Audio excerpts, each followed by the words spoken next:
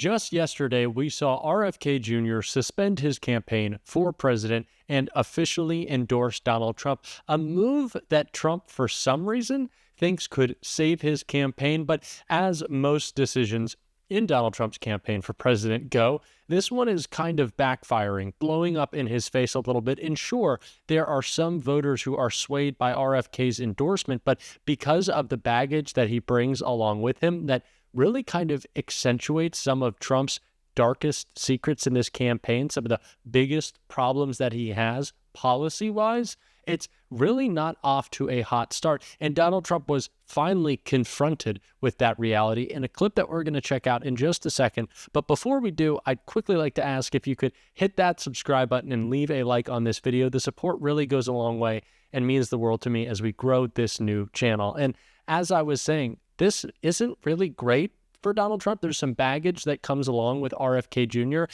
and that's why what he said yesterday about Kamala Harris is just so great.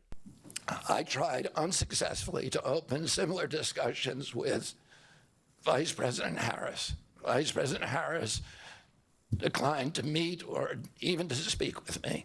Vice President Kamala Harris not even taking a meeting with RFK Jr. tells me everything that I need to know about her. If I didn't know anything about her record, her agenda, her bio, I would, on that fact alone, know that she has common sense in not wanting to meet with a vaccine denier, a skeptic of science at large, and really just kind of a weird and bad guy. He left a dead bear cub in Central Park and tried to play off as a bike accident. Have we forgotten about that? That was like a week ago. I can't even begin to believe that someone like RFK Jr. and Donald Trump are coming together in just this campaign of crazy. And so Donald Trump is finally being asked about some of RFK Jr.'s policy positions and really struggling to come up with any answers to them. So before we play that clip of Donald Trump being pressed on RFK's really thoughts on all things vaccine and conspiracy, I want to play this clip because I think it's important context.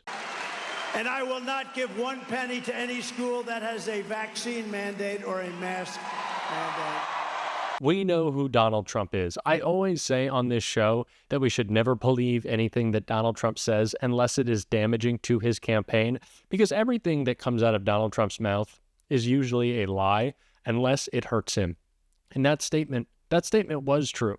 Donald Trump does want to withhold federal funding from public schools with vaccine mandates, and not COVID vaccine mandates. Even that would be crazy policy. But no, with any vaccine mandate. So I guess the new slogan of the Trump campaign is make polio great again, make chicken pox great again. Is this really Donald Trump's plan? But of course, he'll say it in his stump speech, and they've tried to cut that out because it's really just such bad policy that's overwhelmingly disliked by anyone with common sense. And that's why it's so funny when Donald Trump is asked about COVID and RFK Jr.'s conspiracy theories, because he's obviously trying to run away from them, knowing how unpopular they are. And that is exactly what happened in this clip. RFK Jr. has falsely said that the COVID vaccine is the deadliest vaccine ever made. What is your response to that? Well, I'm going to have to see, because I haven't seen him yet. I'm going to see him in a little while. Mr. President! So obviously Donald Trump trying to deflect from that comment, something that would be incredibly damaging if he were to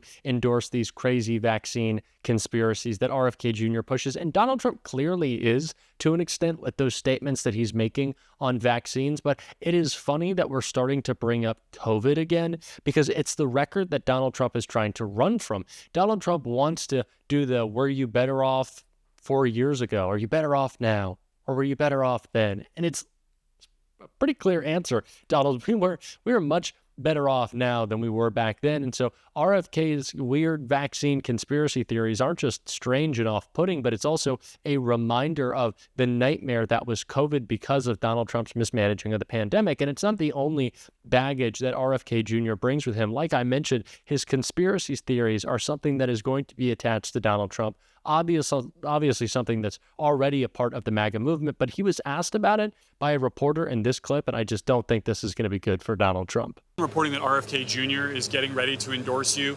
What does he bring to you? What have your conversations been like? What role would he have either with your campaign or in your administration? Well, I don't want to get too much into it because you're telling me something I don't know, other than I've always been friendly with him. I've had a lot of respect for him. I think he respects me. We've had a good relationship for a long time. if he were going to endorse me, I would consider it a great honor. I think we're leading now in the polls. We're leading in the swing states. We're leading in the polls. A couple of great polls came out just now. But I would love to have his endorsement. That'd be a great honor. That's despite all the things he said about vaccine, 9/11 conspiracies. Does that reflect on you if you put him in your administration? No, it doesn't mean administration, but certainly having his endorsement, because things that he agrees on, I also agree on. You know, there are many things that are perhaps the opposite of what you're saying, but he's a respected guy. He's done a good job. And I think he likes the job that we're doing in so many different ways. But if he endorsed me, I'd be very honored. I know Donald Trump will largely do and say whatever his MAGA crowd likes. He's always trying to play to the cult, to the crowd. But accepting and embracing those conspiracy theories from RFK, yeah, I don't think those are going to help you in the swing states, Donald. So as always, with the weird and outlandish and, of course, off-putting things that Donald Trump says on the campaign trail that turn off voters, I encourage you to keep saying them. Keep talking about how much you support the crazy things that RFK Jr. has said and the even crazier things it seems that he has done, because it's not going to help you. The initial bump, I think, from an endorsement possibly may come, but the same thing happens with Donald Trump. The more voters start to look into him and his policies and hear the things he said, that he says it's just a drag on Donald Trump, and will be because of RFK Jr.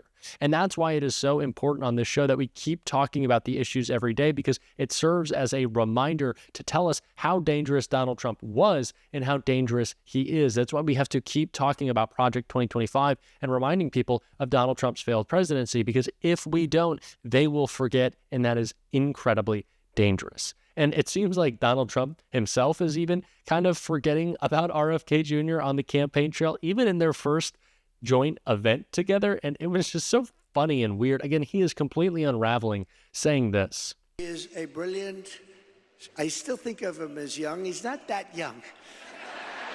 I always call him young, but he's not that young. But I don't really think Donald Trump knows where he's going with any of his speeches when he starts talking. He has already told us. Now he's attacking his advisors. I talked about this at Donald Trump's rally last night. He was saying how his advisors tell him that he shouldn't be making personal attacks on Kamala Harris because they don't land with voters. They're off-putting. They make people uncomfortable. And of course, that's reflected in the polls.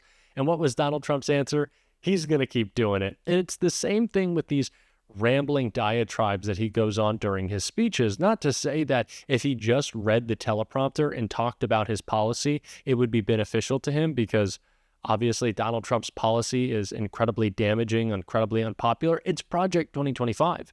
His policy is so bad that he won't even run on it. His agenda is so angering to many Americans, I would say the majority of Americans, that Donald Trump won't even touch it. He has to deny it.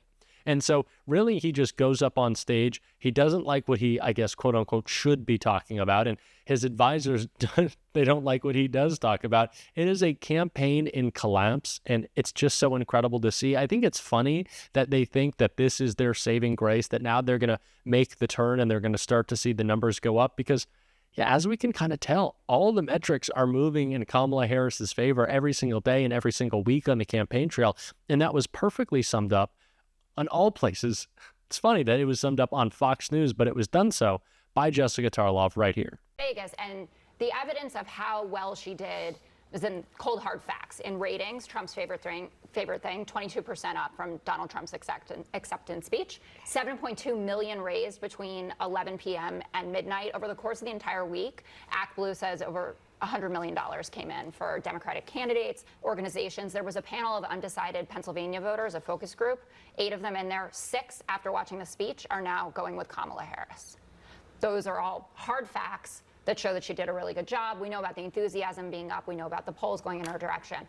Donald Trump is so caught up in grievance and revenge and anger that anyone who mocks him, which he can't stand, bullies don't like it, of course, and Donald Trump is a bully, but he unravels. He takes those tiny little fingers out and starts posting on Truth Social. He rants in his speeches and he makes himself look bad. And that's why these things, these small things that may seem insignificant, are actually really important, because although they are in a way sometimes insignificant, they're not to Donald Trump. And when he latches onto them, it distracts his focus and brings out who he really is and the parts of Donald Trump that we want to show voters, because They show how unfit he is to ever be near the White House again. Of course, we saw that for 4 years during his presidency, but we need to remind people. That is what this is all about. Talking about Kamala Harris's bio in contrast with the failures of the Trump presidency and the unraveling nature of this currently cognitively declining Donald Trump. It is the argument that we have to keep making every day. It is the campaign that we have to keep pushing, and we're going to for the next 70 odd days. We will be in this fight, and if you want to support us, make sure, as always, to hit that subscribe button, to leave a like on this video, and if you want to go an extra step further, you can click that join button, become a monthly member of this channel. As a college student, all the support goes a long way and would mean the world to me. And until next time, I'll see you soon.